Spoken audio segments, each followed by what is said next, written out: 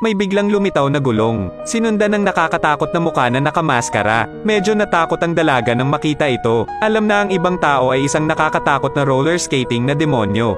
Kaya tumalikod siya at tumakbo palayo. Ngunit isa pang roller skate ang lumitaw sa kanyang harapan. Kahit saan ka tumakbo, pipigilan ka nila. Sa ilalim ng kanilang panggigipit, si Dorothy ay itinulak sa isang dead end. Sa sandaling ito, ang lahat ng mga halimaw ng roller skating ay tumakbo din. Dahan-daang lumalapit sa sobrang excitement, nakita niya ang babaeng aarestuhin. Pagkatapos ay natuklasan ng kanyang anak na babae ang isang maliit na butas sa pader na bato.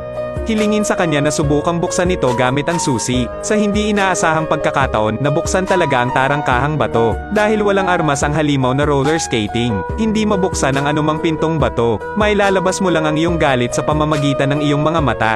Medyo nataranta si Dorothy dahil wala siyang ginawa. Bakit gusto akong patayin ng ibang tao? Ang problema pala ay nasa hen na yon. Dahil ang lupain ng Oz ay kasalukuyang pinamumunuan ng hari ng gnome. Bawal ang manok dito, ngunit sino ang Gnome King?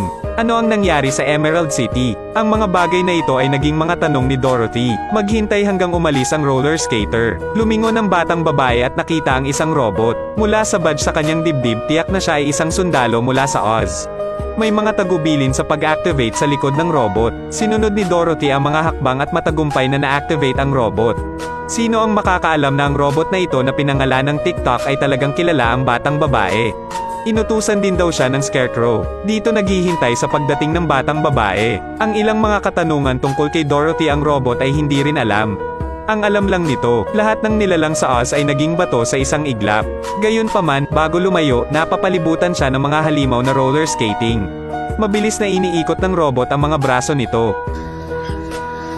Mabilis na talunin ang lahat ng roller skating monsters. Sa wakas, isang tao ang nahuli ng buhay. Sa ilalim ng pamimilit ng robot, nalutas ni Dorothy ang problema. Nakuha na pala ng Gnome King ang Emerald City. Hindi lang niya kinuha ang mga esmeralda ng Emerald City. Ginagawa ring bato ang lahat ng buhay na nilalang dito. At ang kinaroroonan ng panakot ay alam lamang ni Prinsesa Mombi. Kaya, sa ilalim ng pamumuno ng roller skating monster, ang lahat ay pumunta sa tirahan ni Prinsesa Mombi. Matapos itulak ang pinto ay may alikabok sa lahat ng dako. Parang walang nakatira. Pero pagpasok ko sa loob, napakaliwanag. Makinang na anyo. At si Prinsesa Mombi ay nakaupo sa trono bilang Liu Chin. Parang ang tagal na niyang nakaupo dito. Nakita si Dorothy na paparating, dinala siyang mag-isa sa mahiwagang silid. Ngunit lahat ng bagay sa loob ay kakaiba.